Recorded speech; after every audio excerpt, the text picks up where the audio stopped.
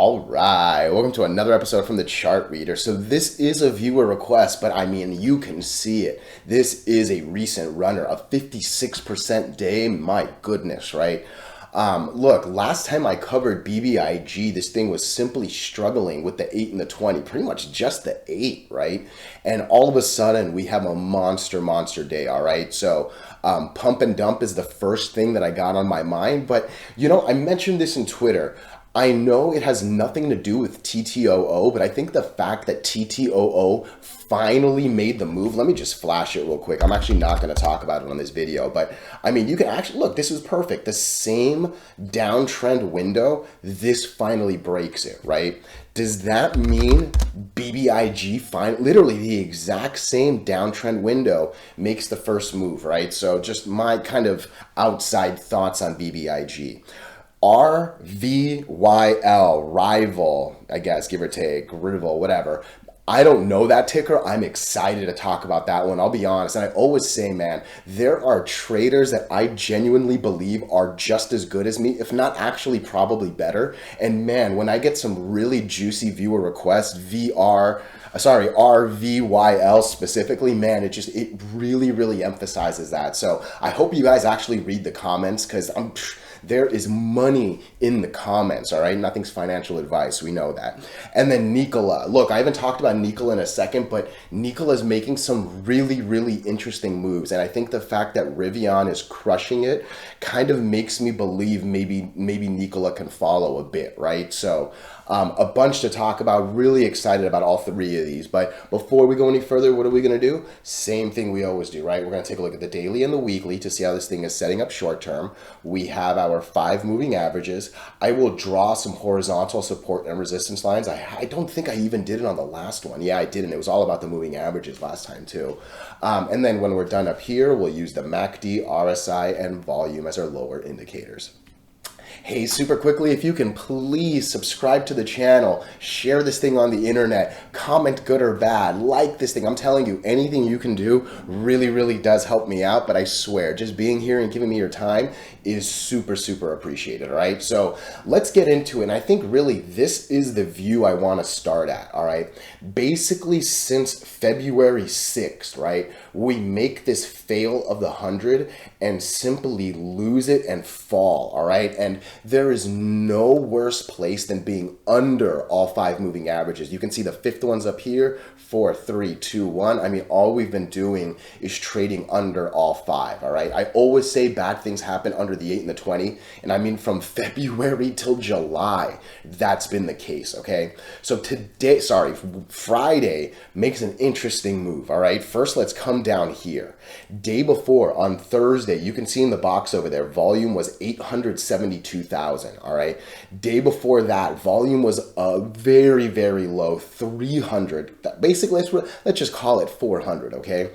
All of a sudden, we dropped 13, almost 14 million shares on Friday. My first question is going to be, was this a really juicy piece of news that like actually deserved it? All right, I have no idea. If you can throw it in the comments, I would really appreciate that, right? But essentially what I'm looking for is what's volume going to look like Monday morning, right? Are we going to seemingly hold 10 million shares? There's less than 10 hours in the day of trading, right? So we better get more than 2 million shares in that first hour. Otherwise, it's going to be really hard to hit that, right? If we drop super low, that'd be really ugly. And look, end of the day, I would not be surprised at all if we come down to like 161, if not even 150, okay? I think 150 is a real fair 50% candle, and obviously 160 right there is the 20 moving average, right? I don't care much about after hours, but it's already coming down. All right, that's interesting. Again, I think it could be very deceptive, right? But man, if this thing opens a penny higher, if this thing can open at, or at least hit 189, there's a lot of reason to believe that this thing will come to 230. And wow, that's actually a really nice trade actually, because I'm just rounding, right? Let's call 20 cents 10%. You're basically adding a little more than 20% right there. That is not a bad trade at all. I will actually set a 189 alert. I would like to know. Again, I do think we're going to come down to 160. I'm actually really curious to see what happens on the 20. Okay, are we going to lose it and fall? Or hey, can we actually hold it and go? All right, that to me is the interest. Here's another one I want to flash really quick. I know I talked about TTOO, but this is another interesting one. Look, it's not quite on the 20 itself, but CGC been struggling with the 8 and the 20, hits the 20, comes back down, goes back up, right? I don't think that was a very good example as I'm looking at it, and I do apologize. But yeah, essentially what I want to know is, are we going to hold the 20 and go, or are we actually coming back down and failing? You know what I mean? So again, 160, I actually really do believe a little bit more. I think I will say that. Let me end the daily with this. I think 160 is a little more likely than 230. However, I mean, just look at it, right? This is a strong horizontal right here. Basically, this 50% candle is the bottom of this one, almost that, and it's basically right where the 50 is, right? If we can break 230, man, it might run hard to 5. In a lot of ways, I'm going to set a 233 alert. I think 233 might actually be the sexier trade than 189 to that, because all I'm really seeing is red, red, red, red, red, red, red, pretty much to here. Yeah, there's a little bit of a horizontal here, but I think that's so insignificant, lost in just this hard red, red, red, red. I think it would want to come naturally here, which again is where the 100 is. So this 233 is actually my money line. I'll be honest with you. I think if 189 hits, if volume looks decent, I might actually jump in on that 189. But look, BBIG did a reverse split not that long ago, a 1 for 20. That is not a good thing, okay? It's definitely lost a lot of money since that, right? You go from 230 down to almost $1. Damn, that's a hard drop, right? So the RSI got literally pathetically low, right? That's a 5, that's a 4, 4, 4. Like, this is so low that it makes sense it's going to go up. What I don't know is if we've reset from a super low back to here just to come back super low again, right? So hey, it is completely game over if this goes under 163. Like, this thing has to hold the 20 moving average. Like, that is the bare bone requirement for BBIG going long term. Interesting weekly. All right, what is the actual numbers? All right, look, we close at 188, that number on top. You can see the average 8 was 189. We missed it by a penny, and you can actually physically see the line, excuse me, is above the close, right? So this isn't necessarily a great weekly. But again, I think if we can close again, there's a lot of reason to believe this wants to come to 4 and change, actually. I think it's about being patient. Dude, I think I'm actually going to set an alert for 160 as well. I'm setting a few alerts. I think BBIG could be interesting. I do. I'm not 100% sold just yet, but I do think, let me just actually, last thing I want to see. All right. This was a big volume day. This was a top 5 volume day, right? This 1, 2, 3, 4, like these 4 are probably bigger. This is number 5, but since, I mean, most of, basically since here, let's call it since February of last year, this is the biggest volume by far. In more than a year and a half, Friday was the biggest day. That's it. Let me know if there was news, please, okay? Otherwise, yeah, I'm watching this for basically a pump, a dump, and a pop. That's what I think is going to happen here. But I'm ready to catch it if it keeps going, all right? RVYN, RVYL, my apologies. Ryvyl. All right. Ooh, I like this so much. All right. There are just so many things I like. And let me say it one more time. All right. There are traders that I sincerely believe are as good. I think I'm a good trader. I'm not trying to sound cocky or anything like that. Right. But there are people I genuinely believe are as good or actually even better than me. And when someone drops me a ticker like RVYL, I've sincerely never heard of this thing. When I see, oh my gosh, ooh, we're picking up, this makes me excited. All right. And actually, I think this is a really good one to cover after BBIG because look what happens here. We're all the way down here. We're all the way up here. We actually drop horrible volume. But you know what? The moving averages do their job. We actually hold that 20. We actually hold that 8 and keep riding it up, right? So kind of going back to BBIG a little bit right there, but let's talk about RVYL. What I'm going to do is actually just zoom out. I don't know this stock at all. Man, there are a lot of things I like here. Okay, first off, it's relatively new. Okay, that's super easy to see, right? From there, look, this thing knows how to get over all the moving averages and run. This thing ran from April, right? Let's just literally from April all the way to September, and then it does it again from September all the way to basically June. No, May. I like that. You can argue June. It stayed a little bit. It definitely dropped right there. It kind of came back. But like this thing knows how to stay over all 5 moving averages for months at a time. And that's big. Don't get me wrong. It knows how to stay under them for a long time. But the good thing is I hope we had no money in any of that because again, bad things happen under the lines. Good things happen over the lines, and let's talk about the immediate.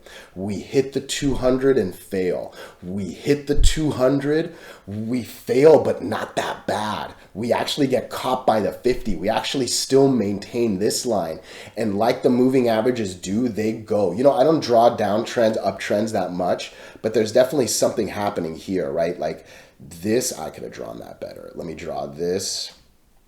Give me a sec, my apologies. So I'm basically going from there. Oh, look at that. It hits this one too. Interesting.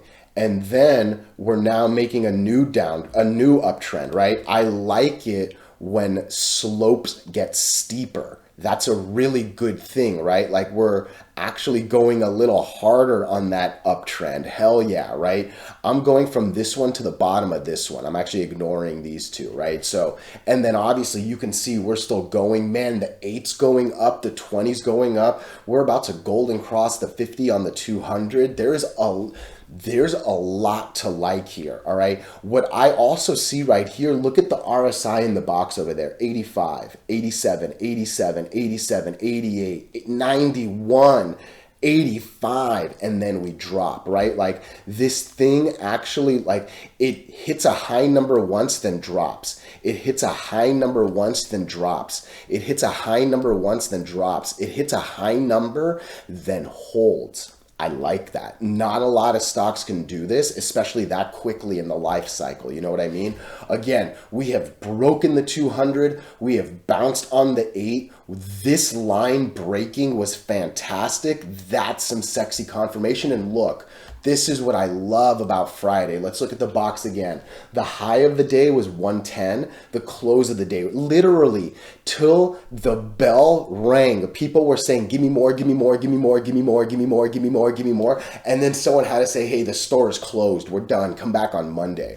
Volume doesn't look fantastic, but we're starting to do a really nice sustainable uptrend, and this day broke, right? So yeah, I would love another one of these. I'm telling you, if this thing can do like 1 million, 2 million, that actually might be a little better. So what am I looking at? Look, I am not in this right now. I want to see if there's somewhere I would get in, right? So what I'm going to do is draw that. Let's take it from the top of that right there.